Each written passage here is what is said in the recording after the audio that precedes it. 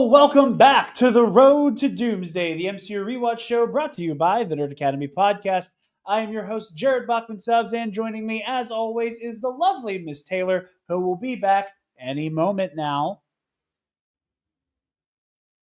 Oh no. Oh, we good? Oh, no. All right, doing a quick sound check, making sure everything is okay. All right, Taylor will be back in a moment, but we are here making our way through Phase 4 at the very beginning with our second of the MCU Disney Plus series with Falcon and the Winter Soldier. Hello. Hello! But this one I have a lot of mixed opinions. I had a lot of mixed opinions about then. I have a lot of mixed opinions about them now. I think a lot of it has to do with it's very multifaceted. Part of it is COVID productions are in many cases visibly rough, and that is not the fault of any of the filmmakers. That is just circumstance and having to work around certain things. Part of that is the streaming model, taking what I think were a lot of stories intended to be films and having to break them in half and stretch them out over 6 to 8 hours. And I think part of it, if I'm being honest, and I'm going to be very real here up top, because again, anybody who's been around the Nerd Academy podcast YouTube channel or podcast feed are very well aware of the fact that the political beliefs of its host and main proprietor have never really been a secret.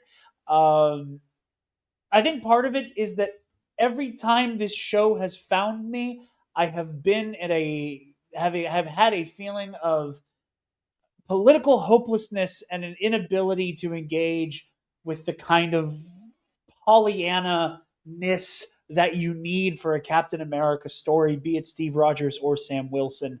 And yeah, I think that's a big part of it. I will say, and we'll get into this more, I have softened on this show a little bit, but a lot of the fundamental issues I've had with it remain. But we are going to get into all of that and more here very soon. But before that, we have a brief word from our sponsors over at Sunday's Bloody Mary. You guys know the drill by now. Sunday's Bloody Mary has the most badass Bloody Mary accoutrement in the multiverse with their 3-time award-winning spicy mix as well as their mild and traditional mixes if the spice isn't for you. Bam. Is it showing up for you? No. Damn. It's loading. Well, I'm not going to do the screen share this time. But they're mild and traditional mixes. Again, if you don't like the spiciness, although I quite like the spicy, it's very good. This former bartender trusts only one Bloody Mary mix, and that is Sunday's, the only Bloody Mary mix better than a from scratch Bloody. If you want to shake up your Bloody Mary game for the rest of your days, use the link in the description down below and use the code TNAP, TNAP at checkout to get 10% off your order and help out your favorite nerds while you do it. Taylor, are you ready for some Falcon and the Winter Soldier trivia? I'm scared, but ready. In the comics, oh no. Okay. The Flag Smasher is an individual who leads an anti-nationalist movement dedicated to creating a one-world government. What is the name of this organization? I don't know. I bring it up Is because it the New World Order? It is not the New World. It is not the New World Order. Let's see how many times I go into Alex during this episode. We're at 2 already. So I brought it up because you pointed out during our WandaVision episode how much Marvel loves acronyms. They do love acronyms. So this organization led by the Flag Smasher, Carl Morgenthau, was called the Underground Liberated Totally Integrated Mobile Army to Unite Mankind, otherwise known as Ultimatum. Boo! Boo! Acronyms! I love acronyms. Boo! Acronyms! What? Oh, I don't like how I phrase this question because it kind of gives it away. All right, let me rephrase this. What character did Wyatt Russell originally audition to play in the MCU? Ooh. What was coming out at the time? I'm gonna go with Star-Lord. That would be one Steve Rogers. That's crazy. That's who I was going to say, but then I was like, no, that feels It way goes to the thing we've early. talked about so It many goes times. way too early. That feels so like early for him, but like I But just don't know him enough for but that. how many times have we talked about it? Tom Hiddleston wanted to be Thor, but they made Loki. So Wanted good. to It be makes me Superman, even but they made better. Thor. There's a Why Russell audition for Captain America makes him U.S. agent.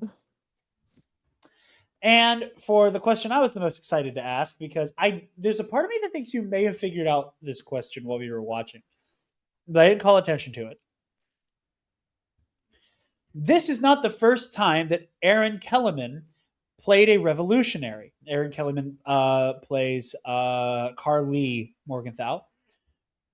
What character did Kellerman play in Star Wars and in what project? So we'll start with the project. We'll start with the project.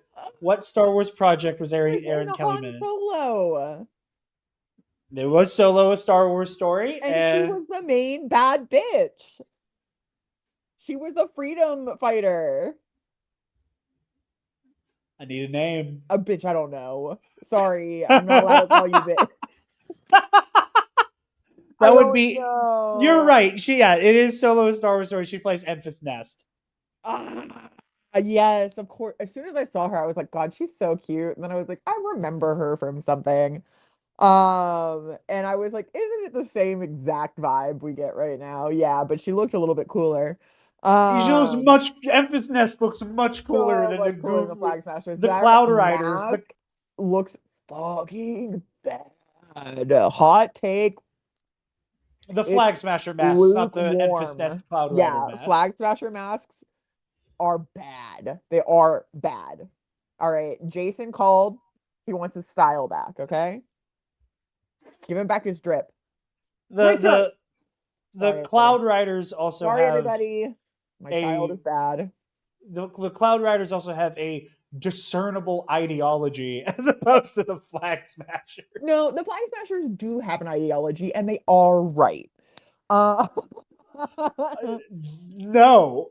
they are right until they're not right, but they are still actually a little bit right. It just she goes a little off the rails at a Okay. time. Okay, we're setting it up. I didn't mean to cue it up with the Enfys We're Nest just gonna question. have to go. We're going right into it, and I need to go in on this a little bit. I'll And let you go. I want to get how, in my opinion, kind of ideologically bankrupt the Falcon and the Winter Soldier is out Go of the off, way King. first.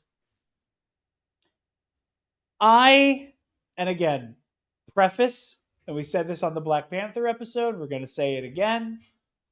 None of us here, none of us progressive slash leftist people that you are watching on this stream right now think that it is fair or even remotely sensible to expect a legitimately, fully revolutionary text to be produced by the Walt Disney Corporation. Correct. There will be instances where revolutionary ideas and themes are introduced, but that is kind of as a theme and in a kind of general sense of revolution. And that's kind of There all are, they are left as. They are introduced. That is the extent of like the picture of the ideology we get. and again, you at home can maybe interpret what the filmmakers are trying to say and extrapolate that outwardly. I have found it very beautiful to see. How do you say the loom or the loon? With an N or an M? For what? The bird in Minnesota with the Rebel Oh, the Alliance loon symbol. with an N. That's what I thought. So like yeah, like the Rebel Loon, which like looks like quite frankly, and this isn't me doing the No, normal it shit on is. No, Andor I thing. actually sent you a video on TikTok. They have expanded it to every state. So every I state has saw a that. rebel I saw bird, Pennsylvania's today actually, which looked really cool. But what I think is interesting is, and again, this is not me trying to do the normal Jared which shits is on hard as Andor fuck. thing. I I think it's interesting that the Rebel Alliance loon symbol, the tattoo that is taken off, while the ICE Gestapo jackbooted fucking thugs run While roughshod we over have the all these country. new Nazis. Well, we have all these new Nazis, and I don't care for these new Nazis, and you can quote me You on quote me that. on that. You can quote both of us on But that. I think it's interesting that that symbol looks more like the version of the Rebel Alliance symbol that is only ever seen really on the logo for Andor the show. Yes, but I think I that's think only that's because interesting. the bird's mouth is closed. Sure, I like the If the bird's Pennsylvanian mouth one, was open, it looks more like the traditional rebel symbol as and depicted here on your yes, on my wrist. I did it first, actually. Hold on. that's part of why I like the Pennsylvanian one because the keystone kind of creates the prongs in the center on its own. Unfortunately, I have to hold my hand like as straight as like you would in a United poster for people who are not quite looking like me. Uh, in order to get the symbol to be correct. So But either way, and just again, you can watch these stories, you can take away from them power and meaning and revolutionary symbols, and like that's powerful and that's good. But like the looking to corporatize storytelling for actual revolution is silly, and I understand that, and that's not my point. yes. However, I think what frustrates me about Falcon and the Winter Soldier, and if this comes across insensitive, I legitimately do not intend that, and I apologize because I know the look of the person who's about to say the things I'm about to say. I think the Falcon and the Winter Soldier falls short politically because while the other Captain America movies following Steve, one has the privilege and kind of the game on easy mode of being a World War II period piece Hmm. where we are fighting a rogue nation so bad even the Nazis don't like them because they're also fucking Nazis. But they're the Um, worst the Nazis. again the defanging of Hydra is still something that frustrates me. You mean Um, like the number one Nazis? yeah, yeah, The super Nazis, if you the will. super Nazis, but Super Nazis, but derogatory. with Captain America and the Winter Soldier, the film, we get a commentary on the Patriot Act, on the surveillance state, Hmm. something that widely had been accepted as bad and had Yes. widely been accepted as beneath like the expectation of the American dream and the American ideal. Hmm.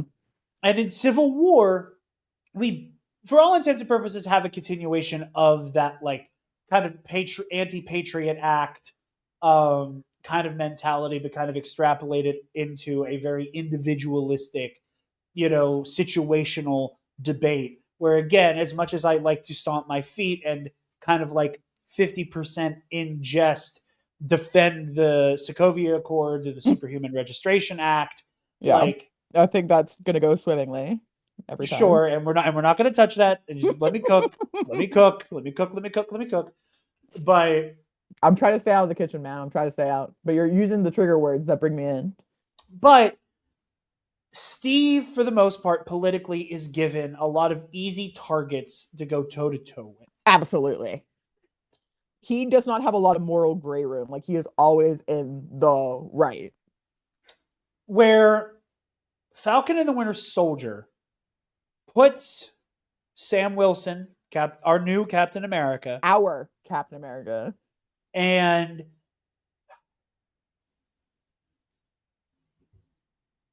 there's a very neoliberal position I think taken by this show for the most part that I find frustrating and that I feel like is an unforced error, because the show kind of wants to meet global systemic neoliberal capitalism and the power of capital affecting people across the planet, namely in kind of like the global south and like generally impoverished areas, and meets that very hard to grapple with systemic issue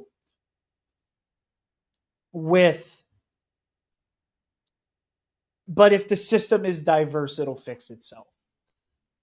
And I think that is such a surface level issue. It gets it like obviously this is not like this series does not have a lot to do with like feminism. It is more to do with systemic racism, and Mm-hmm. I think it tackles the individual issues of grappling with a black Captain America. That specific plot thread I think is tackled well.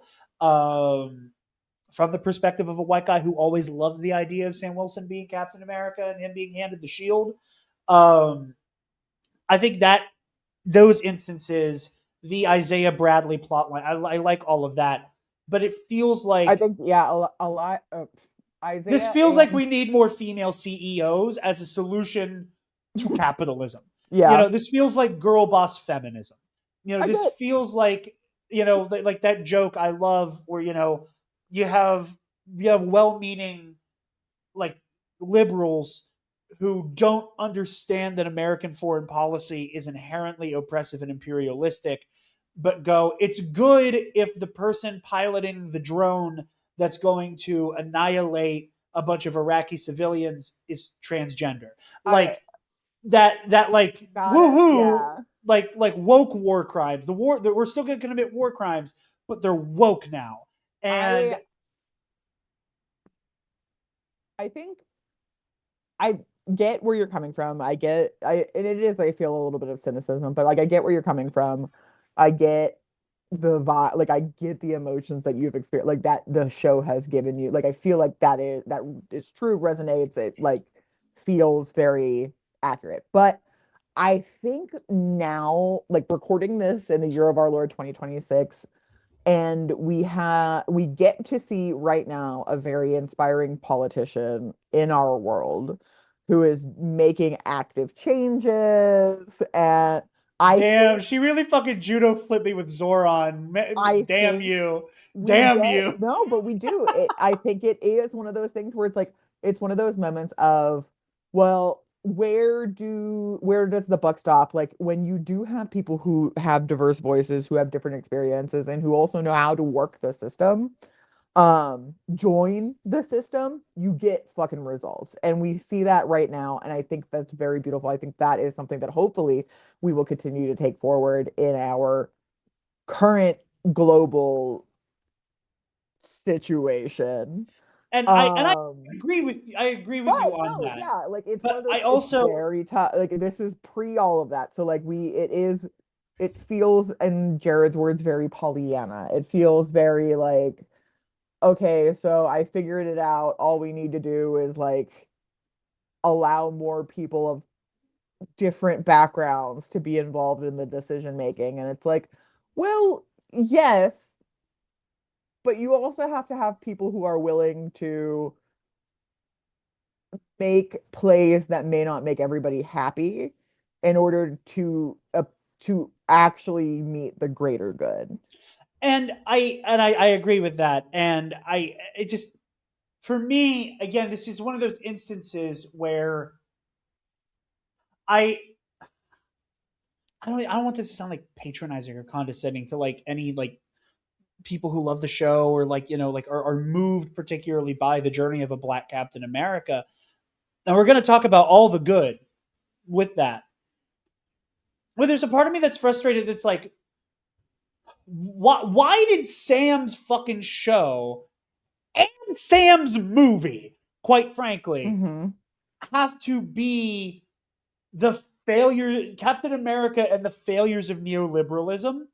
Yeah. And we're gonna put a smiling face of diversity being the solution to like profound systemic issues that it feels like a disservice to the character. It feels like he can't just be When Captain America. He has to be Captain America versus America.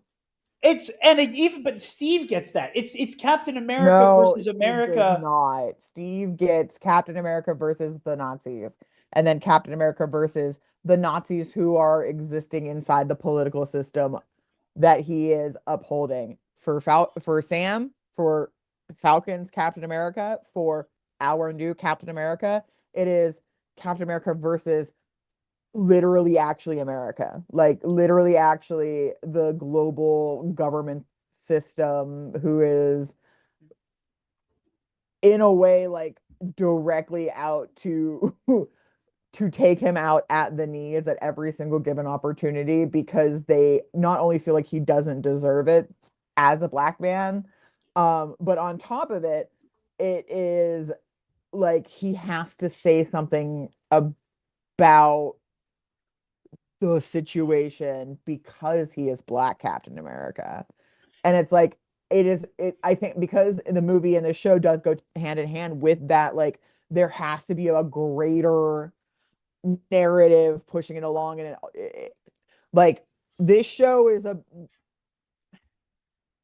this show is great at setting up like Sam's Captain America, correct.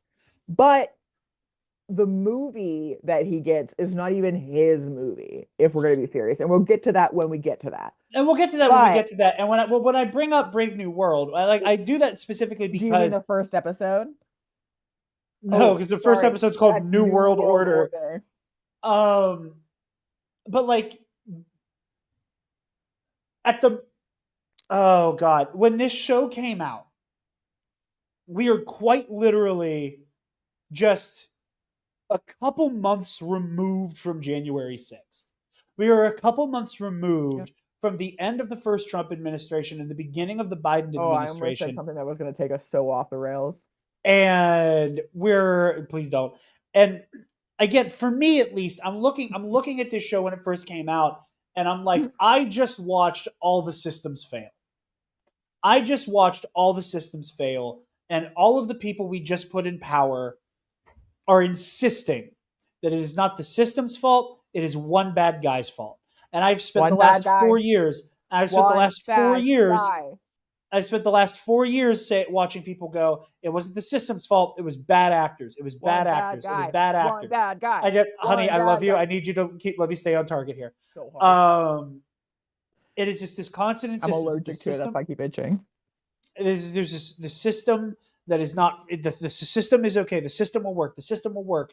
And I watched for 4 years as I realized that this whole American experiment is not built on actual laws and and laws that can be enforced. It's handshake agreements and the understanding that while we're playing a board game, if you get a bad roll, you're not allowed to flip the fucking table. And I watched a bunch of petulant fucking crypto fascists flip the table every 13 seconds.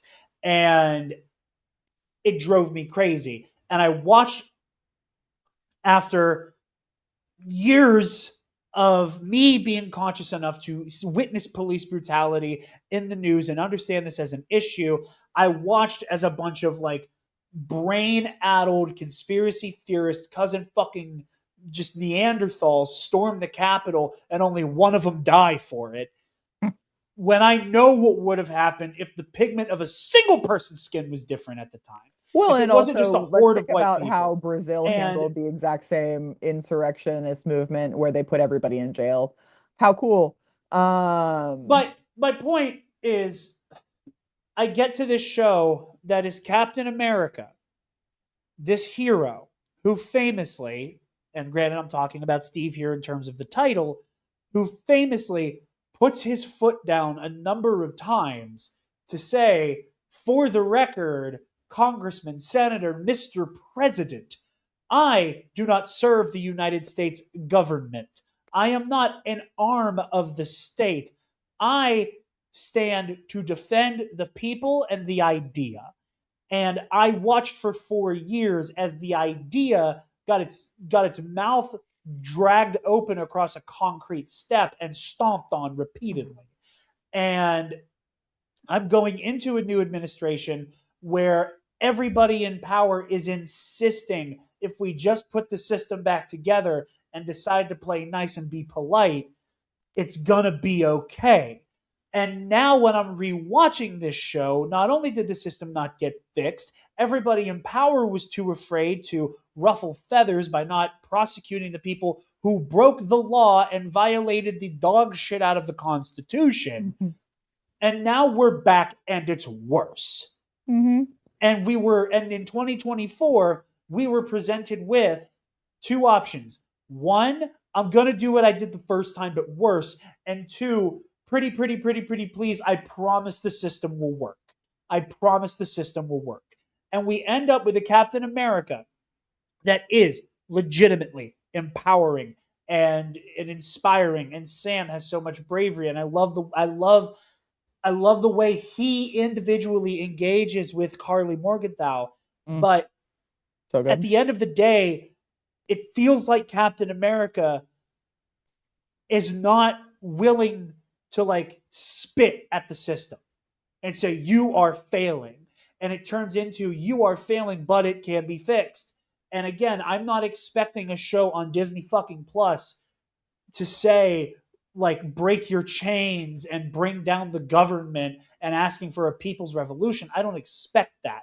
But what frustrates me on a narrative level is that Sam is put in a position where he has to go to the defense of the American system and to go to the power of America as a global fucking empire's defense and protect the GRC from people who want to hurt it for understandable reasons. And the Flag Smashers are, I think cartoonishly just nonsensical, because on one hand, I feel like we're meant to sympathize with them at first, but we go so far beyond the make the revolutionary do a bad thing so you can't root for them, and they just like, as an organization, like it's not even an organization. It's just Carly. It's just Carly doing a hurt people, and I could get down with that. I could get down with it as an individual thing, but it turns into a movement that has no discernible beliefs other than it was better during the blip, and that fucking means nothing. Like Well, that ostensibly means it nothing. doesn't not, no, it doesn't not mean anything. It means a lot because it means that the world at that time had to adapt to the fact that half of everybody is gone, and therefore jobs easier to find, homes easier to find, shelter easier to find, perhaps food not so easy to find, medical care not so easy to find.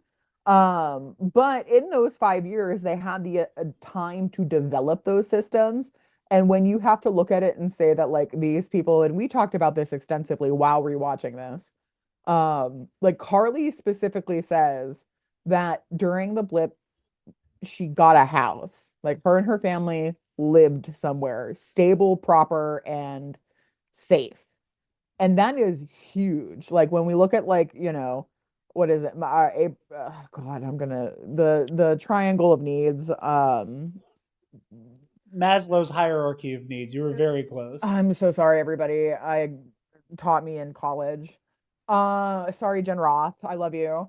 Um, but when you're looking at the hierarchy of needs and you're looking at like the basis is shelter and safety. Like Right. I need somewhere that has a roof protected from the elements, yada yada. And at the basis, and like she says later in the show that like when like what did she envision herself doing and being at this time? As a teacher Yeah. and helping people and making sure everybody was getting the care that they needed, the help that they needed, the love that they needed, and the knowledge that they needed to continue to be a productive member of society. Like she had a life planned out for herself. And then the people, presumably, the people who lived in the house that her family was living in came back and threw her out because presumably they had the ability to, as presumably God-given right. Right. Not castle doctrine shit, but like, we have a right to take back our home. Jared, like again, we talked about this with like the home that we currently live in, my family home, a generational home that like again, if we got blipped and so like came back 5 years later and a whole new family was living in our house, oh, well, you know, what are the emotions that you go through at that Yeah. time? You know, like in a way, I would feel the like want to not only like, yeah, this is my house, like you guys are gonna have to get the fuck out, but like we can make arrangements until then. But like at the end of the day, you guys are gonna have to get the fuck out. Like this is my house. And like even if she was given that opportunity to make arrangements, whatever that would mean, she is still being thrown out of the place that has given her security that she, based on context clues, has not genuinely had prior to that. Right. And it is alienating and isolating to go from stability to nothing. And she To go finds from community. instability to stability to less stable than the first time. Yeah, and she finds somebody who takes her in, who is a mother figure, is somebody who wants to do right. And we never actually meet this person genuinely. And obviously, I like we have a lot of like that's a lot of production things that Jarod probably will get into. But like it is something that we see that is so impactful for her because this is a pillar of the community who takes her in. I likened it to the documentary that Jarod so graciously recently showed me. The Wonderful Whites of West Virginia, where like the mama character, like the grandmother figure, was somebody who had taken in like what 50 kids over the Basically. course of her like young adult life because they had nobody else. They were orphans or they were abandoned or they weren't being taken care of or abused or whatever. And she took all of them in because that was just the right thing to do. And she was able to somehow do it. So we take the mother figure that Carly has, that all the Flag Smashers had, that, the person that united all of them to begin with. Um, and you know, who can like I'm sorry, I can't be mad at like these kids for, you know, wanting to do better for their own community because nobody else will. Because they can see that nobody else is. And granted, they get the super soldier serum, which is perfected, um, which is crazy. And we'll get back to that. But Uh, they take the super soldier serum and immediately, instead of killing people or, you know, like hurting people or waging war or anything, the first things that they do is, yeah, rob banks. Okay, they're stealing money. Nobody is overtly getting hurt, and they do that on purpose. Like even the cop that we see gets kicked into the light post, like is moving after he is down. Like that guy has broken ribs for sure. oh yeah. He's going to be laid up for a couple weeks, but it's what Sweden he has or Switzerland he has paid leave. So like Nothing there's as bad as what happens to Battlestar. no, that's totally different. um, so they are stealing money and then they're stealing medicine. And it is one of those things where everything that they're doing does seem to genuinely strengthen their cause. And both Sam and Bucky say it repeatedly. She's giving money or she's giving medicine to people in need. She's giving supplies to people in need. Of course, they're all going to protect her. Of course, they're going to feel for her. Of course, they're going to do whatever it takes to keep her safe because she's doing what the government is not, period. Because these camps are not full of people who just came back from the blip. These camps are full of people who were alive during the blip who no longer have houses because the people who came back after the blip took them back who had any means to do that. So like wealthy people, rich people, and it it stands to like deepen the class divide, Yeah. you know, and that is a big underlying issue that obviously isn't outright talked about on Front Street during this because it No, can but be. they passes at it, and again, I Yeah. think that's what like I get frustrated with, and I apologize to interject. I just do want to clarify something about my opinion. Again, my my direct issue with the show and how it is and how the story is told is not because I don't fully agree with it politically. Like the first episode of this show is about Iron Man, a movie that got neutered into being a little bit, not a little bit, that got neutered into being like military propaganda on some level. Like there's like I can separate those two things just fine. My frustration is that it is a very personal every time this show and I meet, I get a little frustrated by like the way that I feel like it's half-assing things. Yeah. And on some level, I kind of wish legitimately It would just full ass. similarly to, I believe it because we covered it on Heroic History 101, and I'm like trying really hard to like pull that file from the memory palace. Um like Sam's like fighting bigots, and there's a part of me that, again, if Hydra is not completely defanged and if Hydra was allowed to exist in some way, shape, or form, I really would have loved this as Sam's turn to fight Hydra. Yeah, same, That like that it isn't same with the Winter Soldier taking it that back. it's Hydra going, okay, the world is never like the global powers have never been more vulnerable, Yep. and we're going to take a big swing at this GRC organization, and you indict the GRC and you take them to task for what they're doing, and hell, you even take an opportunity to say that like you're leaning into the same ideas You that can even add Hydra the is flag founded smash. upon. Like, let's be serious. You could add the flag smashers as like a small militia that then Sam gets to use in the greater battle against Hydra, Sure, but like, and it turns them all to the good side, and then and I think that like it would have been so poignant to have an opportunity to go.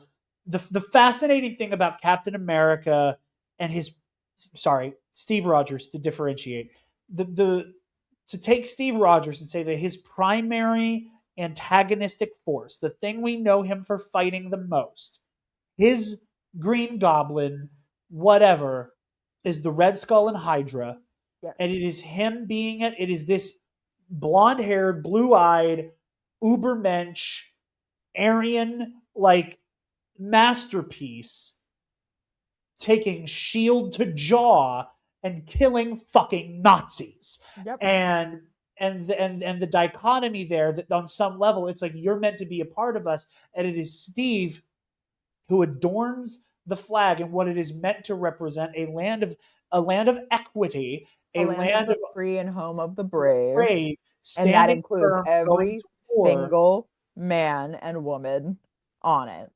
Exactly. And I think that and then they're like, okay, so they hate Steve and they resent Steve because he opposes their ideology, but they also hate and resent him because he could be exactly what they need and want. Yeah, And yeah, to invert that completely and go, Hydra's new number one op is a man who was who was inspired by, who was in part trained by, brought up by, and groomed to be the successor of, and he is everything Steve is, except for that crucial thing, not a white man. he's not. Yeah, he's not This the is a Aryan it's a dream. it's He's a a black man. it's a proud black man who has all of the qualifications that Steve had, and in many ways stands as an More, almost like, more honestly, impressive. It because stands he's as an had almost the more opportunity impressive to take specimen. the serum multiple times, and he always emphatically says no because he knows he is enough. He knows he is enough. It's also a brilliant, very subtle way to kind of angle at, being a black man in this position, he has to work twice as hard. Yep, Like it's like that. I think there's a very clever unspoken element to absolutely. it. The way it's framed here, I think it is also him showing respect to Isaiah Bradley, saying, "I am I not will going never to. be a science experiment. I I won't be will a never be science a science experiment. experiment. I won't. I will not. Like I agree, the serum needs to die because it's hurt too many people. Yeah, We got it right yeah, once. We got it right once, and we've been chasing that dragon for almost 100 years, and yeah, we're never going to crack it again because it either hurts people to be developed, or the people who take it are warped by it. More yeah. on that later. But like, I love so much of the big ideas here. I just wish Sam got as much of a layup as Steve did with an Yeah. antagonist. Yes, Like, yes, uh, yes, again, yes, especially yes. because his next adventure that we won't get for 4 fucking years after this show came out is going to be mired. Muddied and It's it's bad it's and mired in fucking all of the. Again, controversial. we have the controversial shit with Sabra. We have the way that people love to root against a superhero movie because, oh, there were issues behind the scenes. We're having difficulties with the creative process. the Hollywood system's kind of caving in on itself. And because we know a movie is in a weakened state, we want to take it out at the fucking knees because of it and just judge it before we see it. And I'm not here to pretend that I think Captain America Brave New World's a fucking masterpiece. It isn't. Yeah, it's not. But we have a show that, in my opinion, is kind of a mess for reasons that's not its fault. Nope. And then we have a movie that's kind of a mess that people were rooting against. And again, much like Captain Marvel in many ways, I don't think this character has gotten a fair fucking shake. And it pisses me off so much. It pisses me off so much. Again, I think letting Sam go toe to toe with Hydra would have been such a great moment for him to go, I am fully inheriting Steve's fight. I am fully inheriting Steve's fight. Like, and they had a layup too. Like they actually did, because they had the guy, like they had, what is his name, Nigel or whatever. He was like, yeah, I work for Hydra. Like they had the layup there. Like they had the moment where they could have been like, all right, let's mesh these two things together and then have the final, like, you know what I mean? Like they had the opportunity to do that. They could have done it. And on that topic, I just need to say, it's been 5 years since this show came out. I still don't know how I feel about MCU Zemo. I still really have no idea how I feel about MCU Zemo. I like again, kind of sucks, but also he's so rad in this show. And again, Daniel Bruhl's performance, incredible. So good. Like again, it's like he's the one who makes us question whether or not we like him. Like that's the only reason. Let me rephrase that. I like MCU Zemo. And swarmy and I like MCU Zemo, but MCU Zemo being who he is can only exist because of the defanging of Hydra. And just making Hydra evil shield. Yes. And not an inherently Nazi supremacist organization. Yes. Like, you end up with a Zemo who's like, who has like guy. Yeah, but he's also like, Zemo's also that guy who like hates in the real world, who hates the MCU because like superhero fiction is inherently like propagandistic, and like it's like you're like, you can be right, but you're going to go to every premiere, and you also will spend all your money on this thing, and you also it's just this bubble of Zemo and bearing Zemo, because we get that little beautiful nugget. Again, I'm Baron of what? Baron of what? Who's your granddaddy, Helmet? Like, Baron of what? Who is your granddaddy? It is definitely a Nazi.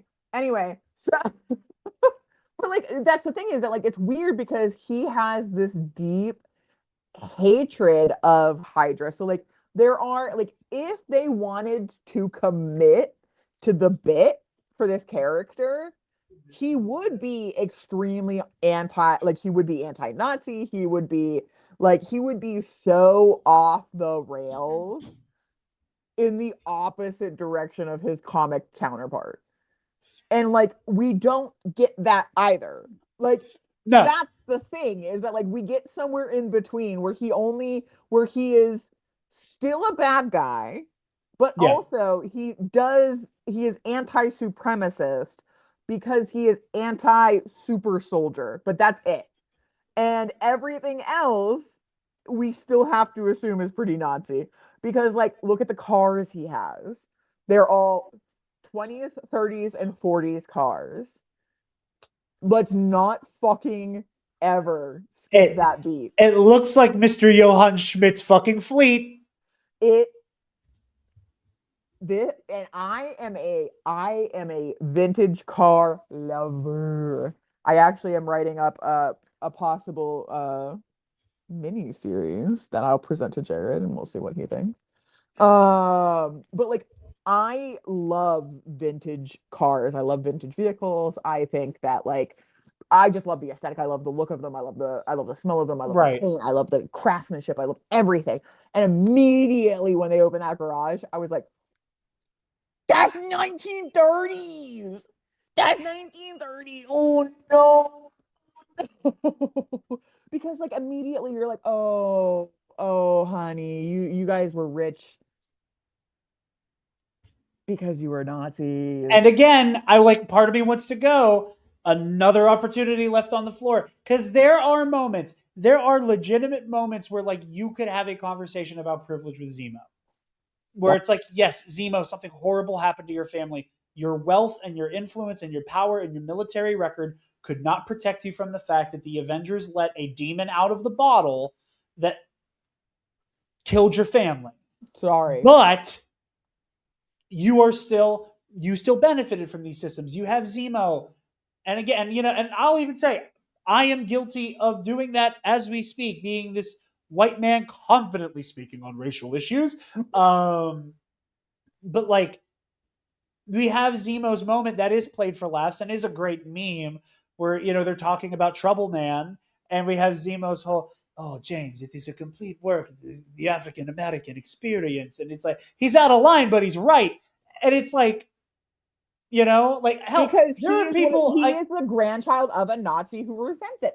Like he is somebody who was like, my grandfather was a big ass Nazi, and I have decided that I am going to be a man of culture. Culture. and again, and it's another thing I'm a left on the culture table where king. Sam could have engaged with it, whatever. But all of that said, the politics of this show I think are messy. I think the messaging of this show is messy. And And we also, and Jarod alluded to this during our audio commentary, which again, everybody should sign up for our Patreon because, we did not do an um, audio commentary for this because it is not a movie. oh fuck, I just assume we do because we have such great conversations during this. We do. Um, but during the review of this 6.5 hour long show, um, God, that actually would be terrible. Thank God that Jarod does not have us do audio commentaries But we for could do this. individual episodes. I just think it would clutter the Patreon. I I don't think just it's think worth it. yeah, you know what? Vote in the Patreon if you'd like that. Uh, Don't. I'm not. Hey, guess what? I'm going to be a bit of a tyrant right now. I'm not putting that fucking poll up. oh, how dare you? Anyway, so we were talking during it. Wait, what the fuck were we talking about before?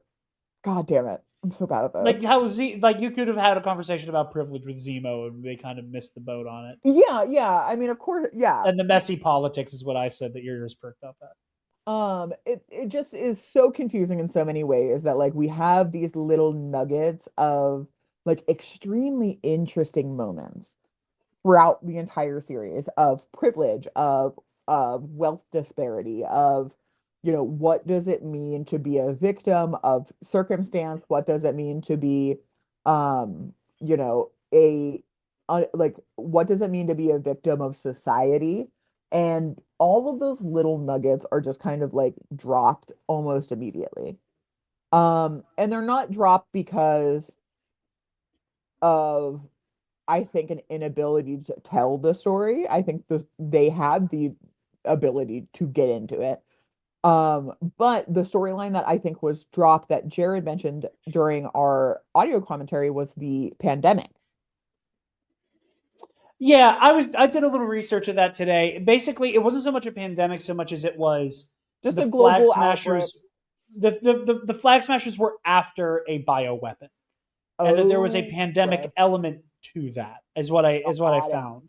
Well, I think Um, even and seeing that still, mom died, like, I don't blame them for getting rid of that. Even again, I do not blame them for.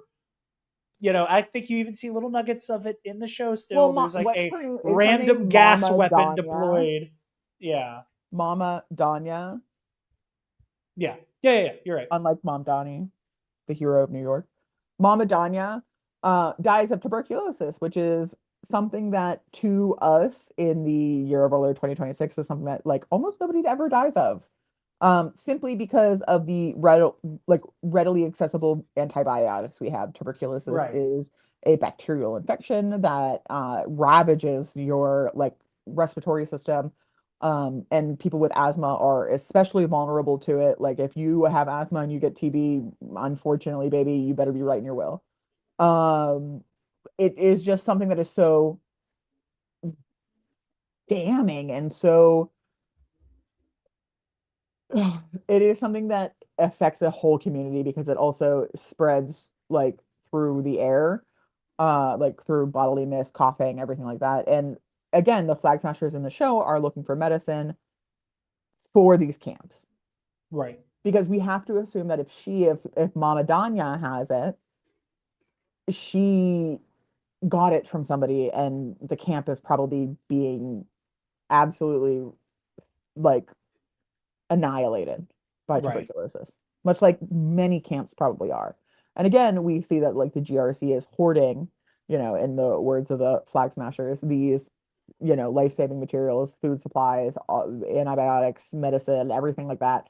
And they are in their own way trying to just make sure that the people get to that. And, it is so hard for us in this time and day and age to be like, no, those are bad guys for that. Because we know the reality. Like Yeah. in looking at pictures of Yemen and Palestine and Syria and like all of these places who have been absolutely ravaged by war and by un Imperialism, and Western hegemony. colonialism. Yeah. Like it is so like how can I say that a bunch of young adults, people who look like they're under 27 years old, so like half of their brains aren't even fucking fully developed. How can I be like, oh, these guys are wrong for trying as non-violently as possible to get the supplies to where they feel they need to be, which is not wrong. You know, it does feel a little incoherent sometimes from the show that like these people are the bad guys for trying to do anything. And the show says that all the time too. And like that is what like gets me is that like both Sam and again Bucky over and over again say like, well, obviously these people love Carly because she's doing what they need for them, She's doing what and the GRC can't won't. can't or won't. Doesn't matter. That was what I said when I was defending Ulysses S. Grant against Abraham Lincoln in my presidential March Madness, which I will carry to the grave. I won, even though I lost in school, but I won in my heart. So you're Um, telling me you were in a contest where you feel that you won or should have I won, should have won. I lost but my due vote, to and that was a outside rigged one. circumstances, Yep. you got foxed out just barely, and you carry that resentment with you to this day. Amen. See, this is why we get along so well. Yeah, for you, it was obviously epic confrontations in your Yeah. match against Scotty, and for me, it was And all the matches against Alden. 11th grade U.S. history. I know the moment you said that you were like, and in my mind, I won. I know Eli, who will be listening to this early Patreon, ears perked up, and I was like, yep, yep, yep, yep. Yeah, Yeah. he's gonna have his 7 laughs. But Yeah. and Right. I agree with you, and I don't want to rush you through your thigh. Also, just we're coming up on an hour. We've been on this specific topic. I We've do want been to get into. scratching the surface. Yeah, but I think we've spoken a lot on Sam, and I do think there are so many beautiful moments that work so well, and I think that this So show many great character beats through the end of the sings. show. I think this show sings when it is taking Sam's perspective and the lived experience very seriously. Yeah. I think that In the bank on the boat with his family, in the with bank, his on the boat, the community. conversations with the Bradleys. I think that it does a really good job of elaborating on that experience. An experience I Yeah. don't have, an experience Taylor doesn't have, but like one that it was one of those things where it's like, you're supposed to listen, you're supposed to take these things in. And I think I think it sings. I think it sings when this show is trying to tell a story about institutional racism and Mhm. institutional failure. And I love everything about Sam's journey with that. I think one of my favorite shots in the whole show, and we'll talk about Bucky and John Walker here in a minute. Um, One of my favorite shots in the whole show is after Sam and Bucky jump Walker Hmm. after he executes that flag smasher. Yeah. Um, is whenever Bucky drops the shield in front of Sam. And I think that it is such a, again, I think I've made this joke on Road to Doomsday multiple times. Y'all know I'm a Star Wars fan. I think it's cowardly when visual metaphors are subtle. what's that? I can't remember who said that one quote. I know writers who use subtlety, and I think they're cowards. Um, I love that after watching what was ostensibly an act of horrific police brutality from Walker and everything that Sam has learned about the way that he is cheated by the United States government because they do have a new Captain America ready. They just Mhm. don't want it to be a black man. And they, Walker is allowed to use carte blanche. Walker is even allowed to do things that even Steve wasn't allowed to get away with because he is a direct government stooge and not an independent actor. We know all the horrific things that happened after Steve went into the ice to Isaiah Bradley. And again, we watch Walker kill this man in cold blood. Then the shield, now soaked in blood, is After laid in front Lamar's of death. Sam. Yeah, After like Lamar's after, death, yeah. the shield is now thrown Which in was a front of damning Sam. moment of like, yeah, this is what a super soldier can do against a normal person. Yeah. Like, we don't often get that. We don't get that moment. We never get that moment genuinely until here. Like, Yeah. whenever Bucky is fighting Natasha during Civil War, he is still in a way gentle with her because he knows her. Um, and Batman part two is going to show us more of that relationship that could have been. Um, God. Oh my God. I'm not ready. I'm not ready for the bi panic that's going to induce. uh, But but no, like in both Sebastian Stan and Scarlett Johansson had been pleading for a Black Widow Winter Soldier project that they never got. And you get these little moments we of even get moments where we do see how devastating a super soldier can be against a regular human. It's in the beginning of Civil oh War. no, it's actually at the end of Winter Soldier when he kicks that guy into the helicopter. There's that, but like I'm thinking about like the beginning of Civil War. Whenever we see Steve going through Crossbones men like a hot knife through butter, Oh yeah, I mean, and it's like, and like I think but we even he's said in not the trying audio to kill commentary where we're them. like, that guy's dead, that guy's Yeah, dead, but that he's guy not trying is to kill them. Like we know they're dead, but he's not trying. And like sure, therefore but it like is never all lingered on. But like exactly, it's never lingered on because we don't care about them because they don't have any humanity. in They're this just moment guys it working for is Crossbones. lingered and it's lingered on because of the devastating effect it has on John Walker. Yes, but again, I want to get into the Walker. We're revving up into that, but I would just the imagery of Sam having the blood-soaked shield placed in front of him. I think is just such a powerful image. I think it is such a striking image, and again, and everybody talks about that tableau that ends episode 4 of Walker holding the blood-soaked shield, and it speaks volumes Yeah. about how we all feel about American policing and how And the how especially in again the year of our American Lord imperialism, 2026 with ICE in especially Minneapolis. especially now, it like that image is so We have harrowing, Keith but like Porter, we have Renee Good, we have Alex Preddy, we have all of these people who have been unjustly murdered in the streets of America, harkening back to this moment here and this yeah. film. And again, and I agree that like that moment with Walker holding the blood-soaked shield is so striking, but like in terms of like the character beat, a visual manifestation of what Sam is experiencing and the choices Sam is going to have to make. Sam having to get up and pick up the blood soaked shield is, and the choices he makes after that, Yeah. I think are just, they sing for me. They're so brilliant. And it's again, those are the moments where this, no pun intended, this show fucking soars. Yeah, Is absolutely. like, it, like There are that shot amazing specifically. character beats throughout this show. Yes. Speaking We of, oh, sorry. no, go ahead. I was just gonna segue us into I was gonna segue us into a break and then that we would come back and talk about Bucky. Oh, okay. But I didn't mean to cut you off. I apologize. No. Okay. Well, we're gonna take a little break and then we'll be right back to talk about one James Buchanan Barnes. Accidentally paused too soon. What did you say, Taylor? I asked if you meant my actual husband. Indeed. We'll be right back. And we are back. But yeah, let's talk about Taylor's husband, Bucky Yes, Barnes. my real husband. I will also say real quick, just because this reminded me, um, this is the best Sam and Bucky have looked in the MCU. Oh, 100%, yeah. Both suits for Sam.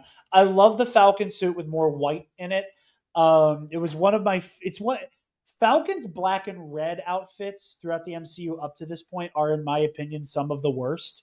Hmm. Like I just don't. It just. It's one of those instances where it His feels like we first need to. outfit was way too green, first of Which I all. get. Which I get that it's just like he's just wearing like I jeans get and a it, yeah. t-shirt with the wingsuit.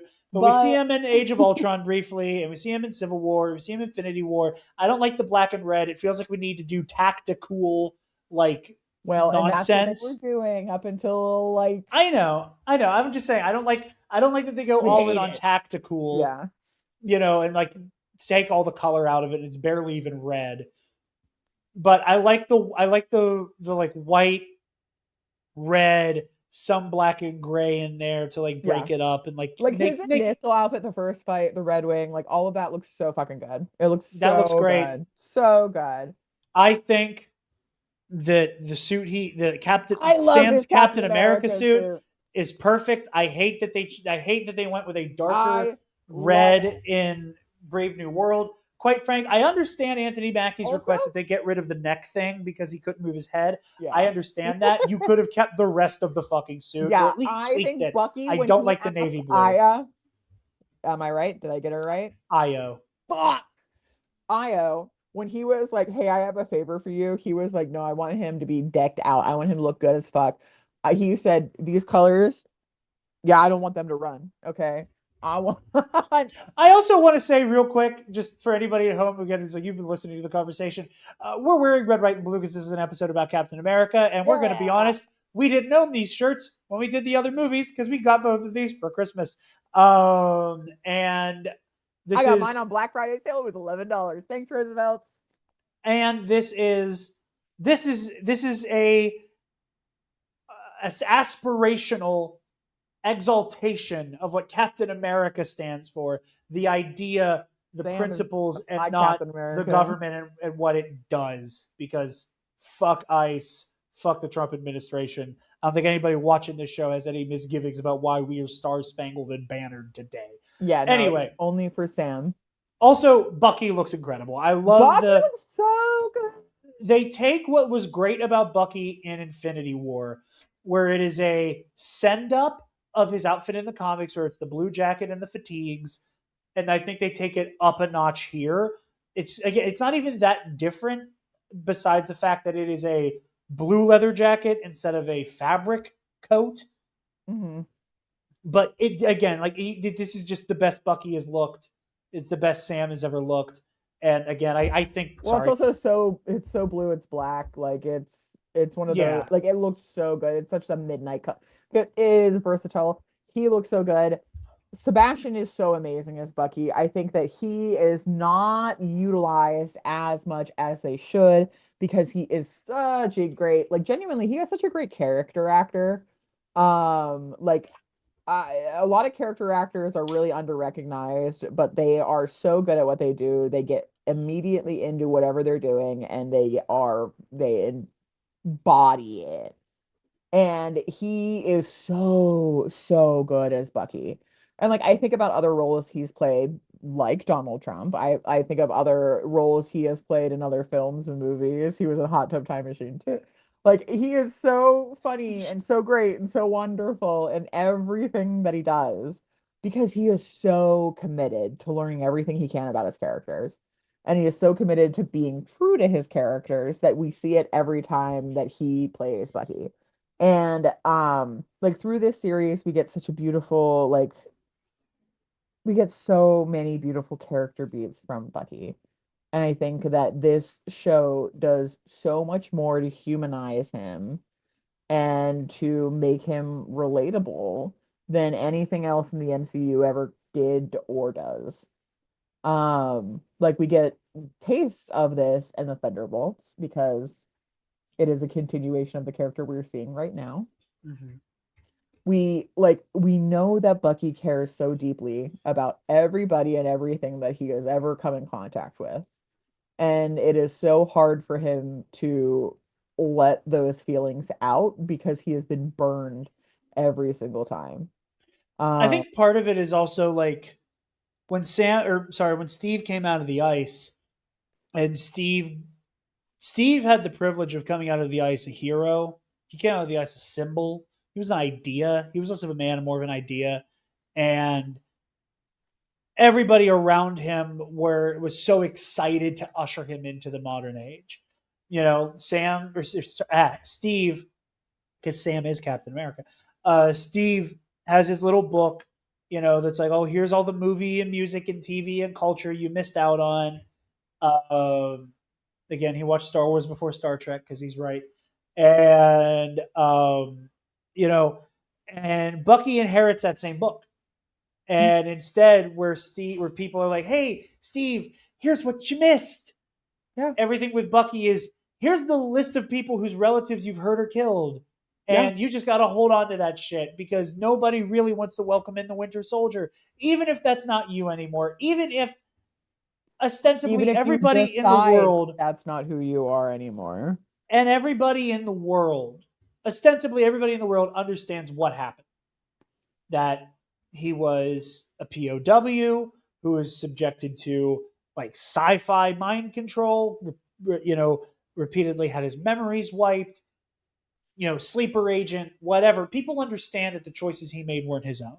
Yeah. And even then, there are people who are uncomfortable being around him because who knows if you say the right words in the right order, if, well, and he's breaking necks and smashing cars and shit.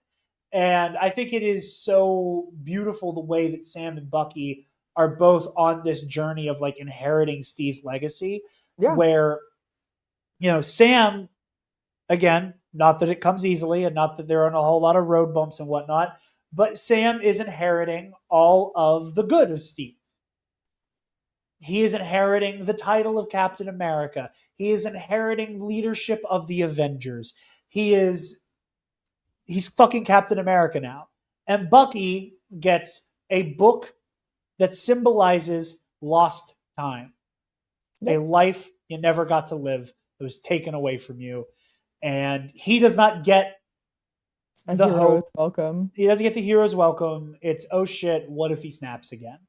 And having to live with that and having to process that. And what I love so much about Sebastian Stan's performance in this series is that it is incredibly understated. Yeah. It is not like, It feels like every moment that he speaks, every moment he looks, every moment he breathes, there's something under the surface that is just sitting there. yeah. And there's so many subtle things. Like you joked about it, where like every time we cut to Bucky in his apartment and he's just laying on the Like, where floor. the fuck is all his furniture? But that's He a doesn't have, he never it's a had any. callback. He, It's a well, brilliant it's not only callback. a callback to Steve saying that, like, oh, you still sleep on the floor because the pillows are too soft. It's not only that he has no furniture because up until this moment, he has never had his own space.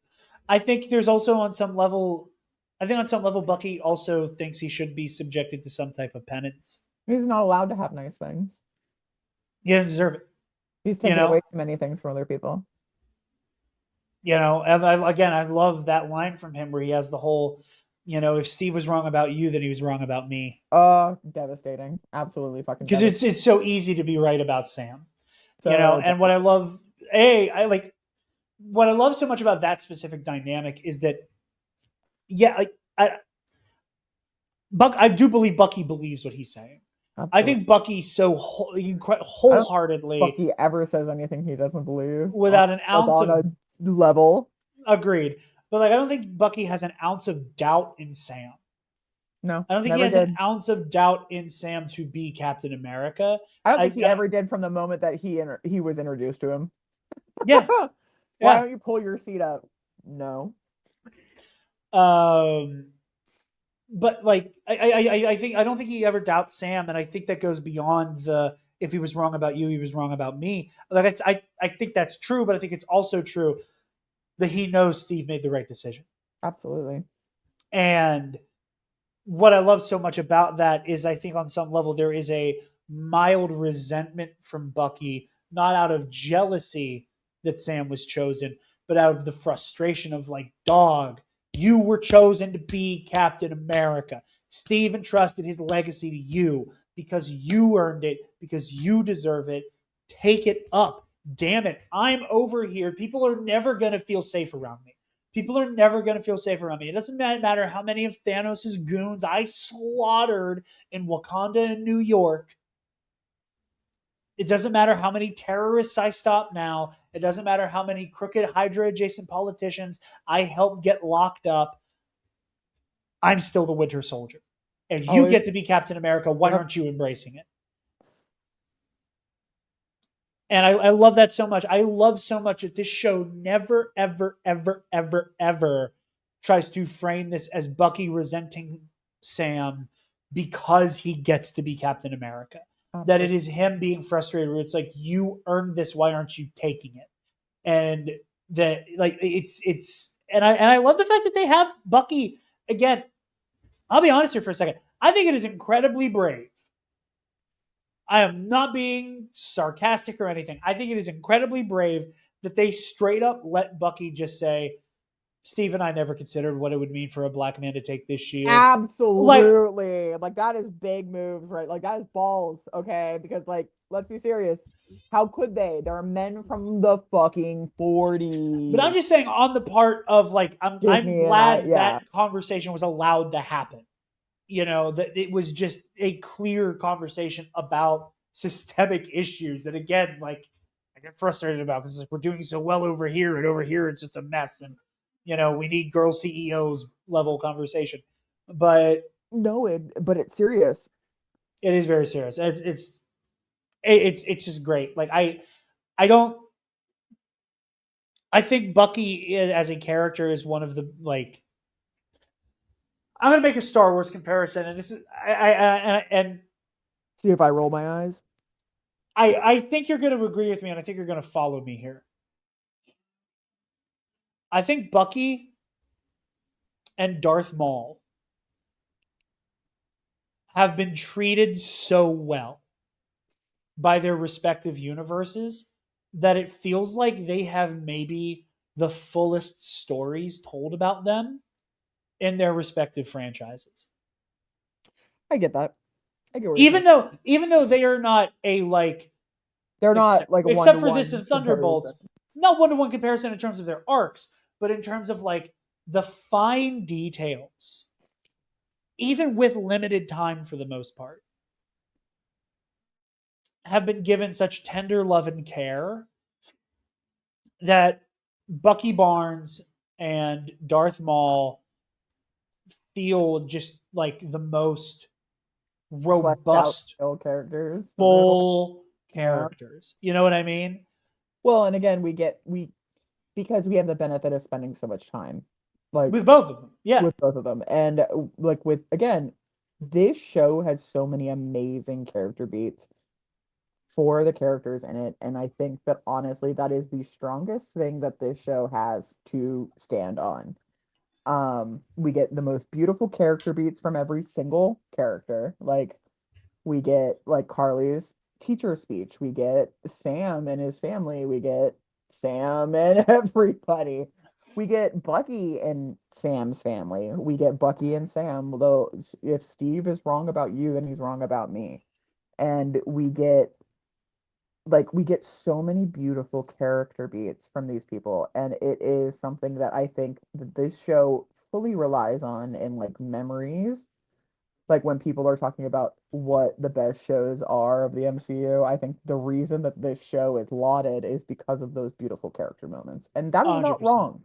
That is not a wrong I agree opinion with to it. have. It is just one of those things that like, yeah, the show itself is not great. Like I was telling Jared in the car earlier, the first like 3 episodes of the show, I would love to do laundry during. Like I would love to just do chores. I would love to watch dishes while this show is on in the other room, Yeah. You But the hear last, punches start to land and you go, ooh, oh, what is that? But like, Okay. no, but not even like you hear character moments and you're like, oh, I love that. As I'm like literally ironing your shirt. Like, it is one of those things where it's like this show is great to have around, and then the second half of it, I'm like glued. I'm glued because it picks up so well. It picks up so good, and like again, everybody is doing their part. And again, like what are Baron Zemo's motivations? I fucking have really no idea. I still won't, and I never will. But like he gives a great like Daniel Brühl, he gives a great performance. Yeah.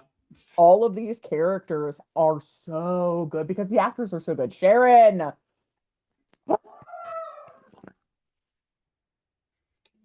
I love when Sharon Carter's evil. Um, Emily Even Van though Camp, it's maybe the dumbest decision in the whole fuck show. it, I don't care. Emily Van Camp, if you're listening to this, which you never will, but I'm gonna reach out spiritually right now to you, baby. Yeah.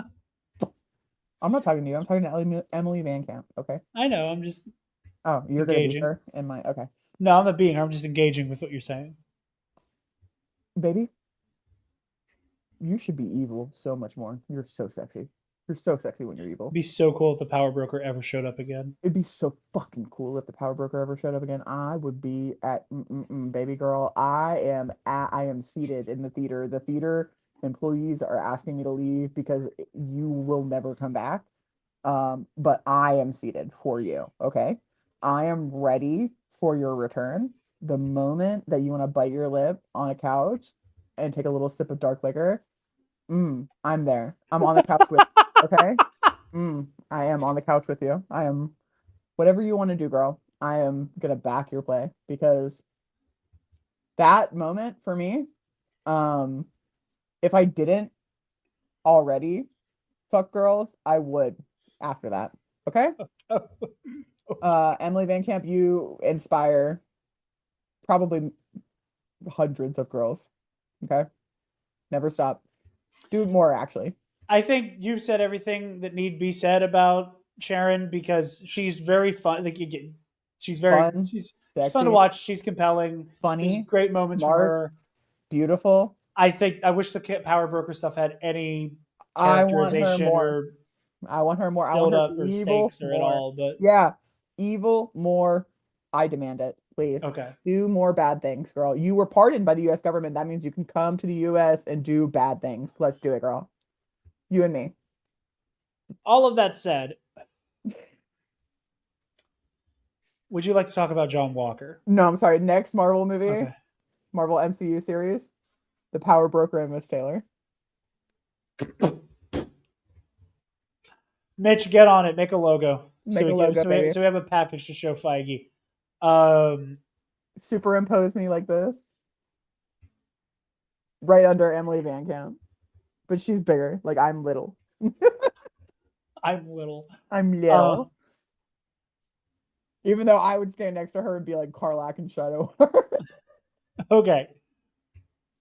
All right. Anyway, John Walker. great. He is scary. I love it. I hate him. I hate him. I hate him. I hate him. I hate him. He's so terrible.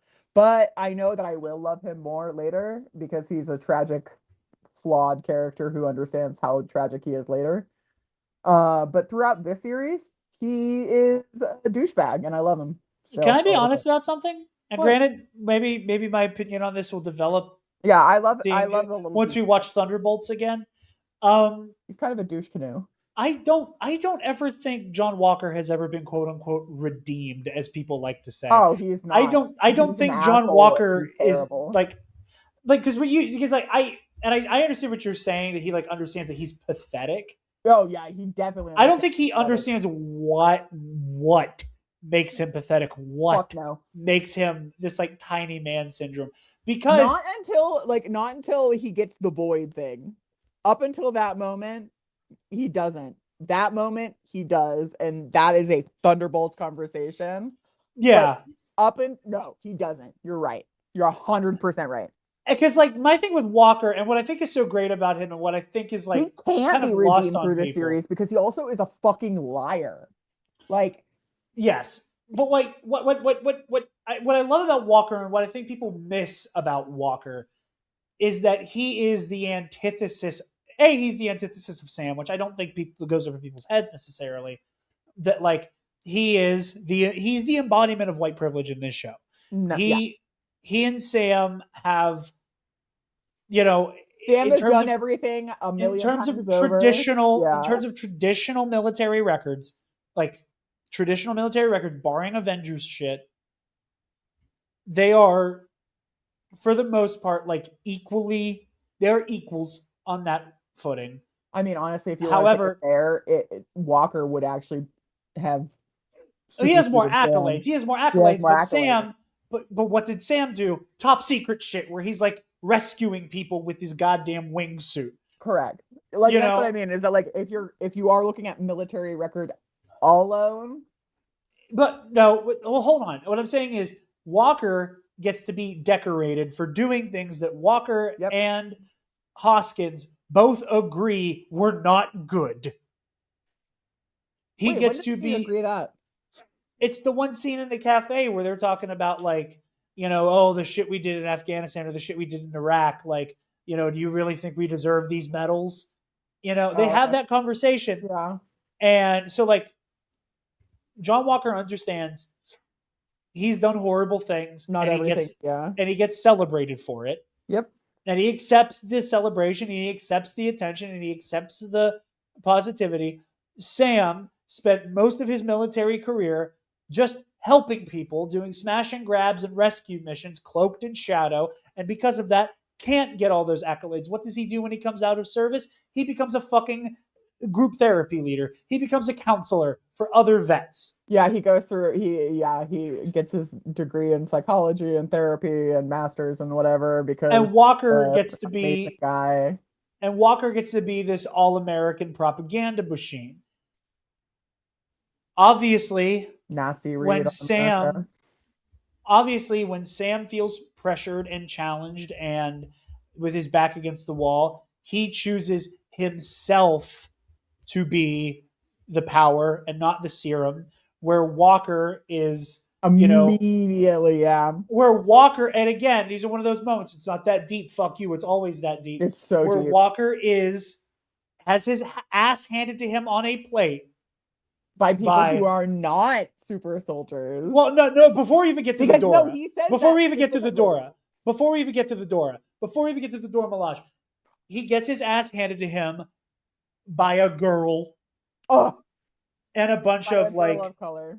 and a bunch of like what he would probably imagine is just terrorists. Yeah. And what terrorist means eliminates even the passing whiteness of some of those people. He Correct. got beat up by a Correct, bunch of correct, like correct, correct, correct. dirty, filthy terrorists, and all of those things that those words can imply. And then he tries to big dick the Dora Milaje Oh, and biggest gets mistake you could ever make because Io. Yes. correct. Yes. Um, Io is, and again, Bucky is like, hon, don't fuck with that bitch. That bitch is the number one bitch you don't want to fuck with. Like, Looking Okoye strong, is John. Fucking funniest thing one of my favorite Bucky's ever done. lines in the MCU. Period, bar none. Looking strong, John. Because Bucky is like, yeah, keep getting your ass beat. You fucking Do it poser. harder. Do it harder. But he gets his shit kicked in by a like squad of like of just like the most competent martial artists he's maybe ever crossed paths with. And honestly, they're not even that competent. Well, no, I mean the Dora are some of the most well trained Oh wait, people. sorry, no, in yeah, the we're talking about the MCU. Dora. We're talking okay, then yeah, no, Yeah, he got his ass kicked by the most badass bitches you've ever seen in your entire life, who who are granted not aren't super superhuman. soldiers. Now, They are granted, just bad bitches. they also outnumber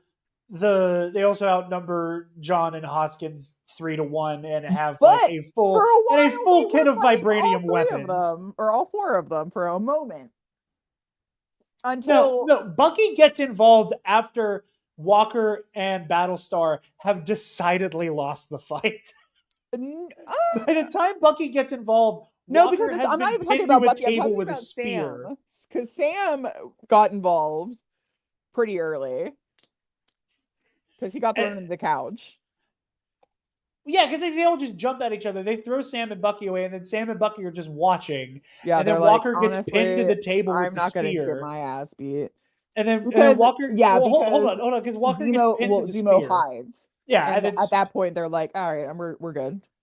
Zemo pulls an El Chapo. That's fucking Sam. Oh my god, love that. But yeah, so Walker gets beat by these So wait, people who who he plays has El been. Chapo? Oh wait, no, I'll talk to your dad about that actually, because it's Um, not it's not Pablo Pascal.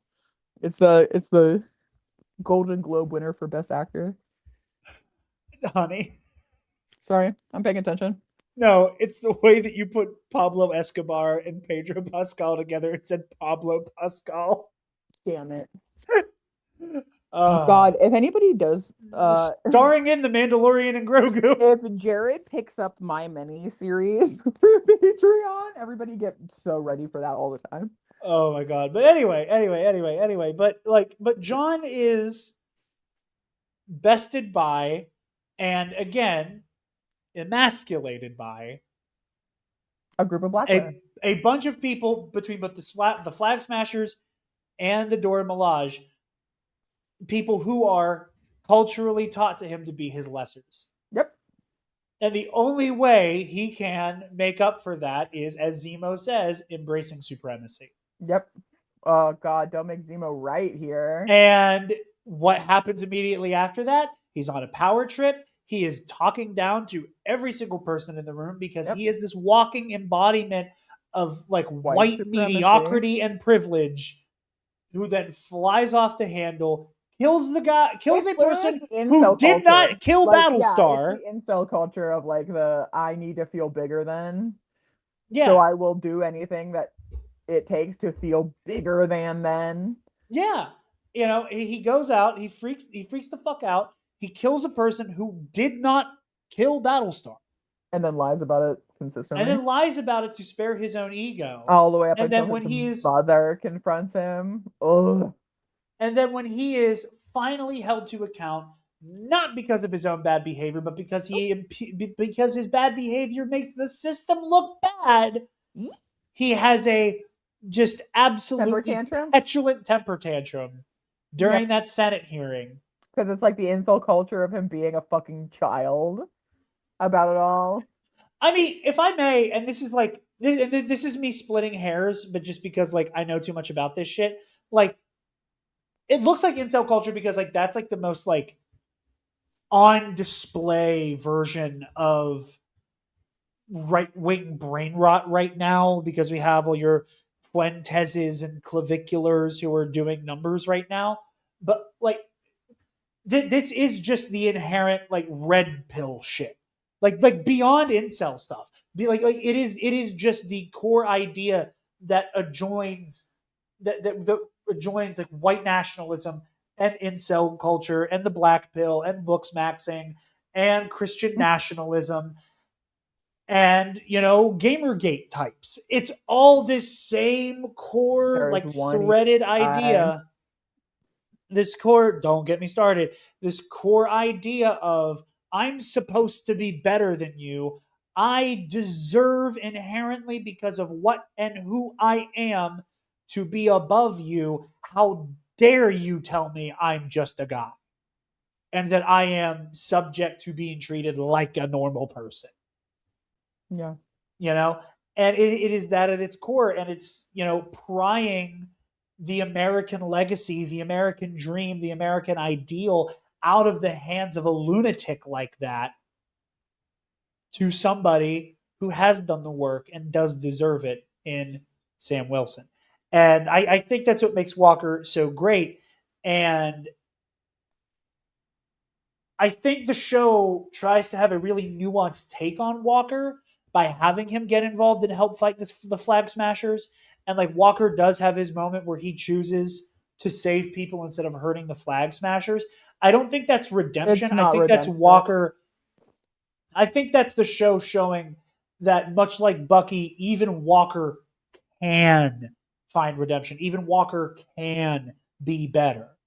What we see by the time of Thunderbolts is that this guy has no desire to indict any of that because things just kept getting worse for him. And he would rather view himself as put upon and stolen from than actually confront the bad behavior that got him here. Yeah.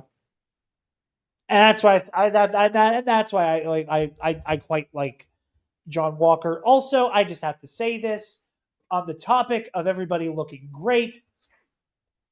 Thunderbolts is a great movie. Fuck that movie for not letting John look the way he does at the end of this show Yeah, with he the looks helmet. I awesome. love the U.S. agent suit they go with here. Also, It's slightly Julia different in Louise Thunderbolts. Dreyfus. Hello, baby. Him and I Scott knew Pilgrim. Val first shows up here, but in my mind I was like, oh shit, we're already meeting Val. I would do anything for her. Also, And real quick, so we spent so much of the Infinity Saga talking about how talking about the mythology of there was always a plan, there was always a plan, there was always a plan, all this now, connective tissue, now we're at a plan. and the double edged sword of that like you get Excuse me. so good at being in conversation with the audience and laying down track as you go that you accidentally convince them that you planned it all along.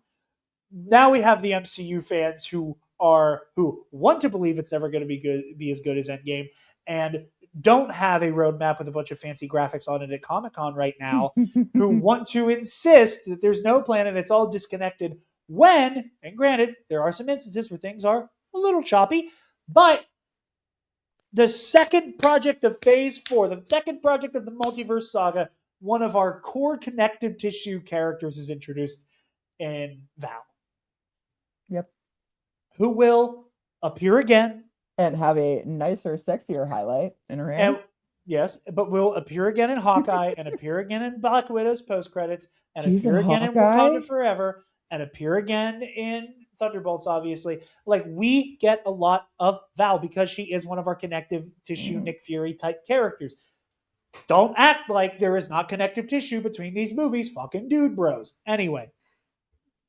But yeah, sorry if you guys have bad taste in women. I just can't remember her. Indeed. But yeah. Do you have anything else for Falcon and the Winter Soldier? I think I spoke my piece here. I don't think I have anything else for Falcon and the Winter Soldier. I think that the Flag Smashers ideology was really up in the air for the entire series. But I am glad that at the end of all things, we don't have to worry about any of them ever coming back. Because Baron Zemo's butler kills them all at the end. A thing that is happening. I can't validate this take I'm about to give with textual evidence. This is fully vibes based what I'm about to say. I feel like Sam's whole speech where that boils down to do better, like he's a Twitter woke scold, which again, like, what the fuck are we doing? It's giving posting black squares. I'm sorry. But Sam's whole thing where he is like, it's almost a great speech. Because he's talking about like why, like, do you understand how much they are hurting for the fact that they have to face you like this? And I resonate with that so much. And like, and again, maybe it's just because I'm too online that I hear do better, and I think of a bunch of annoying Twitter woke scolds who think that hashtags are the same thing as protesting. But like, and maybe that's a me thing. But I feel like so much of his speech is immediately undercut by the fact that Zemo murders every single flag smasher still standing and does not have to answer for it. No, not at all. He does not have to answer for it. Yeah, he like, off. He just fucks off. Like, you know, like again, and again, this goes to part of my issue, and well, this will end it here soon. But like, Zemo does not have to answer for the fact that he wipes out what's left of the flag smashers, like the powered he doesn't have ones. to also like answer for killing that Nigel guy. Which like they just give him a little tisk tisk, how dare you? Yeah, they're like, yeah, he was Hydra, so we're not going to mourn him too much, but he was a lead. But like, But so also, he was a Zemo, guy who could recreate the super soldier serum. And like maybe that does come in handy for people. Like obviously that's why Sharon says, What did you just do? uh, But like no, he was like the thing is that Baron Zemo's motivation is fucking confusing as shit because like honestly when he did that I was like, he ain't wrong. he has a single, he has a, he is a single issue voter in a superhero movie. All he cares about is the existence of the super soldier serum and superhumans in general. Mm-hmm. And Oh, like, can't wait for him to meet the X-Men. huh, I don't think I have an Maybe issue with them then because they exist naturally. no, because they're the next step in evolution. Maybe then we'll get like actual Baron Zemo doing actual Nazi shit. But Zemo does not have to answer for murdering what's left of the Flag Smashers. Like the core group Mm-mm. is Flag Smashers. Sharon does not have to answer for being a part of the systemic issue. No, That absolutely. she is going back to the Killmonger conversation. Nobody even You knows. have all of like the government spook training to know how to destabilize and take advantage of, Mm-hmm. and like you are the type of bottom feeding fucking leech that take people who are already in desperate circumstances and and take advantage of them for your own ends. And you don't have to answer for that. We just get a cliffhanger for something that's never going to get resolved. Sharon, like the show does not like again, and I'm not saying that like, oh, every single villain needs to be punished for the horrible things they do, but like it's the fact that it comes right on the heels of do better. The system is flawed. Let's fix the system, and then we watch the system continue to fucking fail Yep, immediately after it. immediately. Immediately after Sam, immediately after Sam goes, well, we could be at brunch right now. Fucking Baron Zemo If she was assassinates president, the Flag we could Smashers. be at brunch right now. Immediately after that, the Flag Smashers are assassinated, and a global like internet like transcontinental fucking terrorist criminal gets off scot free for Arms helping broker. destabilize impoverished people's fucking places. Like immediately, like let's fix the system. Let's watch the system fail again. Fuck you. It pisses me off so much. All of that said, I have softened on the show for the most part. I, Doesn't sound like it, but okay. I'm gonna be honest, it's still towards the bottom of my list. I'm like again, like the moments I like, I love, but like I feel like the show unfortunately cuts itself off at the knees for tackling issues that are just maybe a But it's little too bit big. too big. Yeah. Yeah. Uh, to be tackled in this context. But all of that, I do like it. Even though Brave New World is a mess, I am excited to see Sam Fuck again it's with the bad. shield. Obviously, the movie this whole show is building towards. I'm excited to see Sam there as well. God, can't wait. Hope he is closer to this. And obviously excited to see Bucky again in Thunderbolts. But I think that's all we Always have. excited to see my husband, since I'm not married to a legal partner. I have one very real husband, and that's James Buchanan Barnes. Indeed. But with all of that said, Taylor, where can the lovely people find you, my dear? They can find me in the phone book under Mrs. James Buchanan Barnes. Otherwise, if you'd like to reach me, you can find me on Blue Sky at Quicksilver Girl, GRRL dot whatever, whatever. Indeed. And then Jared, Yes. where can a lot of people find you and our show? You guys can find me on Instagram and Blue Sky at Dark Jedi 2552. And you can find the Nerd Academy podcast on Facebook, Instagram, Blue Sky, wherever you get podcasts, YouTube, and on our website, thenerdacademypodcast.com, where if you're feeling generous, you can donate to our Patreon. Uh, you can become one of Taylor's best friends. And at the My $5 absolute tier, best friend. at the $5 tier, you get early access to every single episode of The Road to Doomsday, as well as exclusive access to our audio commentary series for the movies we're watching. Yeah, at every level, you're my best friend. And at the $10 tier, you get a shout out at the end of every episode. So thank you to Paco and Ray Clausen. Like I said, the way time works, if you subscribe to the $10 tier before this was recorded, I I'm so apologize. sorry. But I'll write you a handwritten note, but you have to DM me specifically. but So silly. You could also That's the catch only Taylor. way you'll get it. You could also catch Taylor and I on Luminous Odyssey, the High Republic RPG we're doing over in the All Remaining Systems YouTube channel.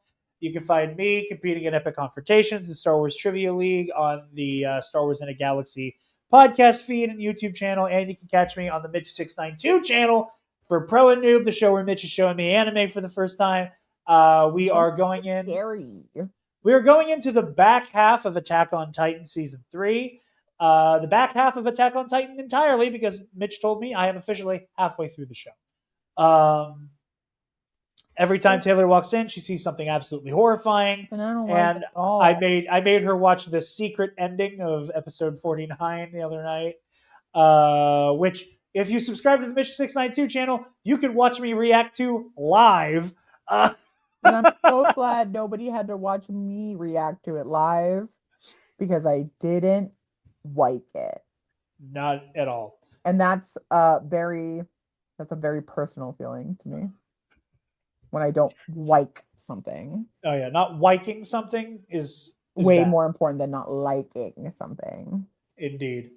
But next week, we will be talking all about, and I say all because we're talking about both seasons of Loki, a show Taylor's only seen the first season of. I have seen all of. And I did not like that bitch. Loki is, I see, we're going from one extreme to the other. This is one of my least favorite shows. Loki might be my favorite MCU show. Mm-hmm. So I'm very excited to talk about both seasons. We're doing them both as an episode, mostly because I feel like breaking it up into both of its seasons. And you guys will see this. Actually, now's a good time to explain this. I don't think we actually talked about it now that we're in TV territory. Yeah. Loki season 1 and season 2 are going to be one episode. Mostly because those stories, I think we would do the story a disservice by breaking it up into two seasons, or 2 episodes of this show. So both seasons will be discussed in one episode, and then way down the line, we are going to talk about What If. We are going to talk about all of What If as one episode. However, notes and slides. Lots of notes will be taken. Also, we are not going to cover What If until we hit What If Season 3 on the release timeline. Yeah. We're doing Loki Season 1 and Season 2 at the Season 1 juncture because they go back to back. They basically, you go right in from one into the other. That's why we're doing it that way. What If, again, peek behind the curtain, we want plenty of time to be able to get through all of What If, especially because What If is going to be surrounded by other TV shows that are going to take a lot of time. We also plan I've never seen any of What If. She's never seen any of What If. We also, when we get to Spider-Man No Way Home, we are going to be doing episodes looking back on the Sam Raimi and Mark Webb Spider-Man movies. Mm-hmm. So it's all kind of like it's gonna have, we need a little bit of runway. We figured it'd be more easy for us to just kind of blast through all of that in one sitting, while we have other things for you guys, our listeners, who have had the opportunity to already watch and be very well knowledged and abreast about these topics. But yeah, so all of that to say, and any other like important programming notes we'll acknowledge when we get to it. We have our full calendar written out up to Daredevil Born Again, which we plan on covering.